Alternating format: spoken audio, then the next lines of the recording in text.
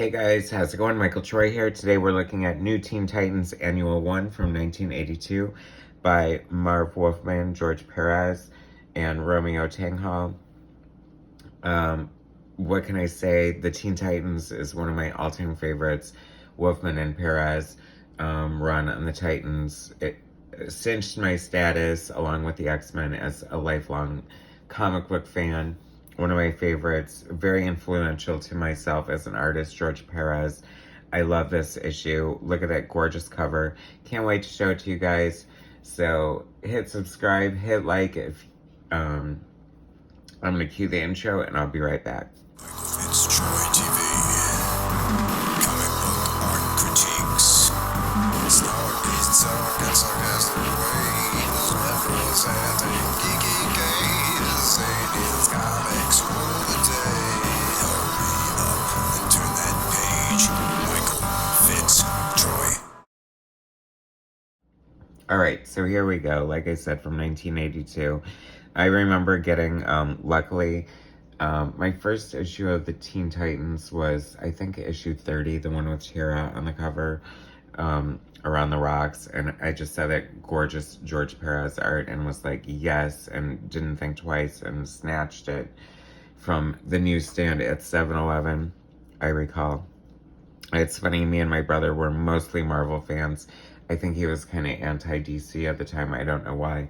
And I went to the dark side, or the bright side, probably, because of George Pérez, and he was my gateway to DC, and I just loved the Titans, and quickly learned to love lots of other books, and it's funny, because of, years of DC versus Marvel, or whatever, that friendly competition is kind of silly in a way, because I'm glad I learned early on that there was just so much greatness in both companies that, I mean, why not get as many comics as you can? Good comics are good comics. Before we get into this, I have to say, so the Titans annuals were kind of interesting, 1 and 2, because they were used to, and 3, not that I think of it, were all used to tie up like an ongoing storyline inside the monthly issues of the Titans. Like there was a story where Starfire and her sister Blackfire, like a Tamaran, their native planet storyline was going on, and I want to say it was like issues 16 through maybe 19 or something, maybe a little, no, I don't know, it was kind of long, but anyway, it culminated in an annual, a double-sized annual, and it was so cool. And I love the fact that, like, annuals have had an interesting history, and there have been such great periods for annuals. I believe, as I was corrected, they started out as just, like, big, oversized stories, and for a while turned into, like, sort of just a way to reprint other material, or maybe just for lack of new content, I don't know. But anyway, this story, like I said, is the final chapter in this epic BLACKFIRE, STARFIRE, sibling rivalry, sister story, and this is a freaking classic George Pérez cover. First of all, I read like many interviews with Pérez over the years, and I do remember him saying that he didn't color a lot of his stuff, but he did color this, and he used markers for a lot of it, and you can kind of tell, and it looks just like a gorgeous painting to me. It's so beautiful, and I love how the foreground characters are with his pen and ink, and I just always loved Pérez inked by himself. Oh my god, I'm like getting chills. I haven't even looked at this in years. And I just love the Titans so much, and this is just so beautiful, and Starfire is definitely my favorite Teen Titan. Especially by Pérez, like, nobody draws her like George Pérez. Even my beloved Adam Hughes, sorry Adam, but Pérez is the master, as he should be. He created the character, just all these little details in her complicated costume. He's such a great costume designer, and I remember there were like little signatures he likes to put in, like asymmetry. He likes something metallic. Marv Wolfman, George Pérez, writer, co-plotters, artist, Romeo Tanghal, embellisher, Ben O'Dowd, letterer, Carl Gafford, colorist, and Len Wein, editor. I mean, does it get any better than that? Beautiful Starfire, love it, so gorgeous. Cool Lego ad. They should, I mean, has Lego ever like reissued old things like that? I could see that selling. Oh, and George Pérez, another signature I feel of these annuals was like having a splash page and then another splash page with a double page spread. And so gorgeous. So many signature Pérez things going on here. But it's funny because Pérez is one of those artists who definitely evolved over a period of time.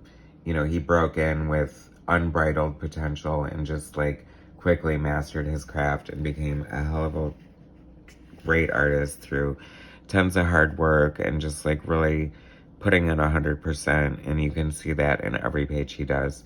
I feel like there could be a slightly tighter inker embellisher for him than Romeo Tanghal, but they really did mesh well together during the Titans run, and I always thought the combo was pretty beautiful, so I'm not going to complain about that. Kirby dots, I have to point that out anytime I see that. I feel like George Pérez definitely was influenced a lot by Kirby. In the beginning, his characters were a lot bulkier and, you know, boxier perhaps, and that was one of the criticisms of his figures, and he definitely leaned out and thinned out his characters over the years, which I think was for the betterment of the art. So, you know, I think a really good artist, I feel like is going to be open to criticism, and hey, you know, sometimes it improves your work. I feel like these long panels, too, are kind of a signature of Pérez, and a lot of panels, too. He's such a great storyteller. I mean, what a great shot there. It's funny because this is, like, pre-image, and I feel like, you know, had this been done post-image, she would definitely breaking the panel border there. But I love it. It's another great Pérez design with the BLACKFIRE costume. You know, the asymmetry, the metallic accents, and I just like kind of I imagine it kind of like velvet bodysuit. Maybe that's just my fantasy world. I don't know. This is a classic like pose of Starfire. It's funny because I read an interview with Pérez where when he had returned to the Titans for Who is Wonder Girl, which we're going to be covering soon, so don't you worry about that. But he talked about how as many great artists that followed him on the Titans, one of the criticisms was that they just didn't act like the Titans, and that makes a lot of sense because Pérez definitely puts a lot of sort of directorial acting, like all the characters act super appropriate and like how they should act. And there's just so much action and fight choreography going on. I know, like, maybe that makes me a silly fanboy, I don't know, but I guess that's what I am after all these years still.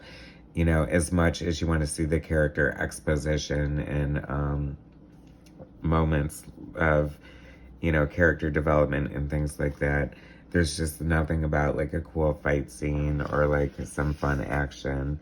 I mean, look at this armada. That is so cool. I love Pérez utilizing a 12 panel grid here. That is so cool. Like, I don't know. He just conveys so much. Watermelon seed, giving my dog a snack earlier. Sorry, I don't know how that happened.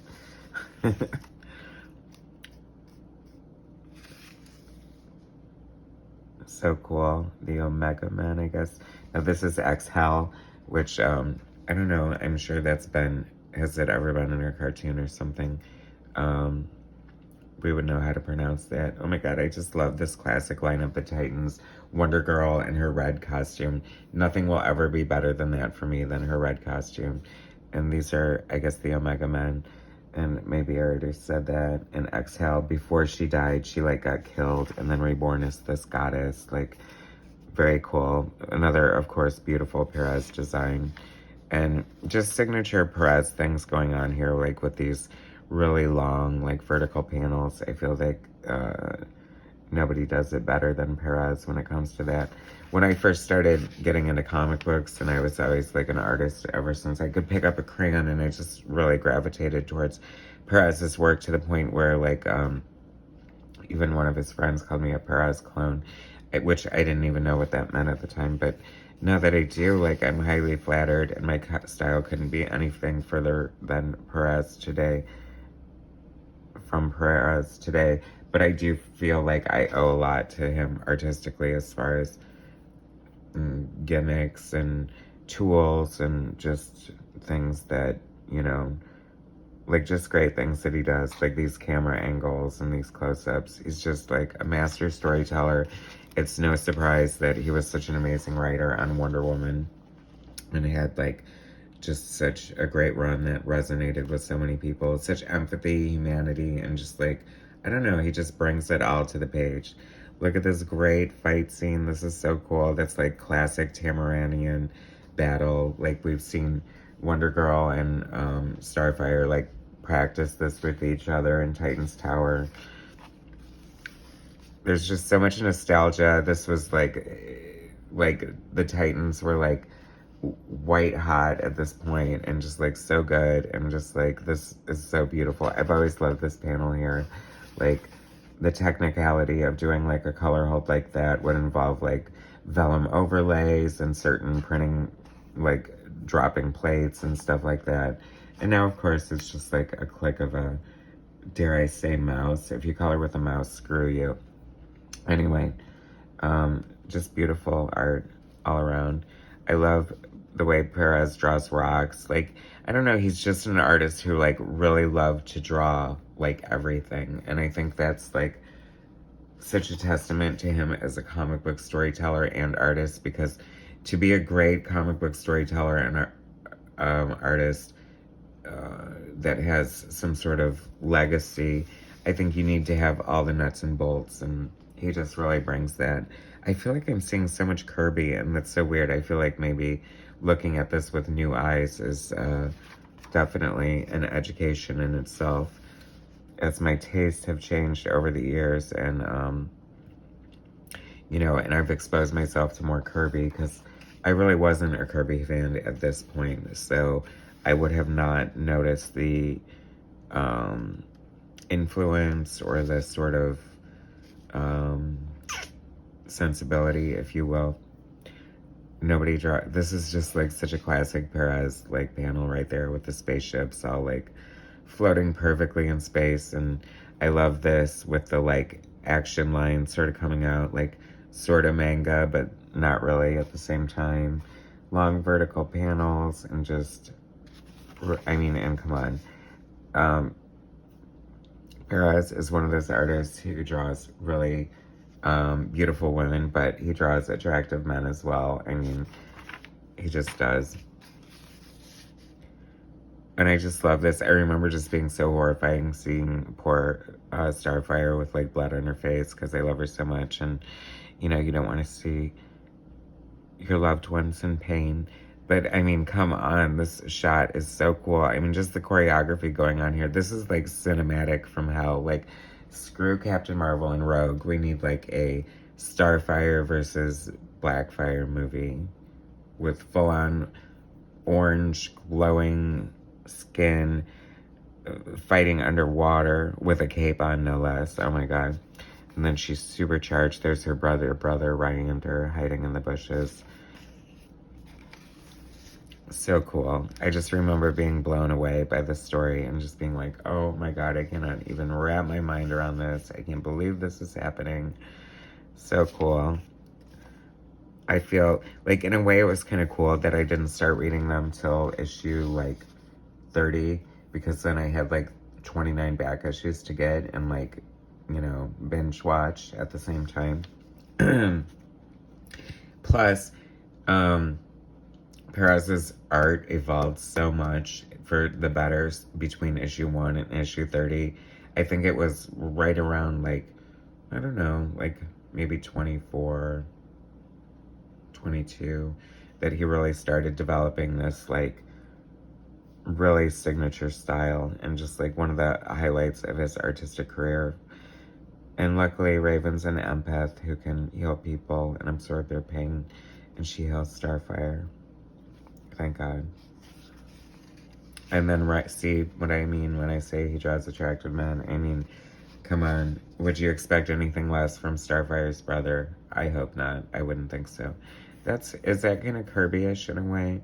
Like, I feel like John Byrne might have done something like that too. Did they all lift it from Kirby? Is it Neil Adams? Where is that coming from, that influence? I always thought this was one of the most beautiful shots of Starfire here. She looks so pretty. Nobody draws her like Perez. Oh, and her parents are there. I mean, so there was also such an emotional like core and undertone to the Teen Titans that was just like untouchable. Like it really just they were a family and you really felt connected to them and you felt their love and their relationships, and it was just so beautiful. And that was Teen Titans. Oh my god. And then we have these bonus like pinups. Like look at all the detail, and this is Perez inking himself. And I feel like later in his career, like for JLA versus Avengers, like I think he inked with like microns and markers and stuff, but I think he's still using like maybe a crow quill here. And this is just like the pinnacle of Perez art for me. I absolutely love this. I love this shot of Robin, so classic. Beautiful, like, cityscape. Nobody draws a cityscape better than Perez. And, like, the night sky, BWS, black with scars. Stars, not scars. Anyway, Own Titans Tower. Come on, give me a break. That looks so beautiful. I love the Titans Island. It is so cool. Nothing gets better than this, people. And then Wonder Girl. How amazing is that? Obviously, Paradise Island with these columns and, like, the freaking eagle. So cool. So beautiful. I absolutely love this. What a gem.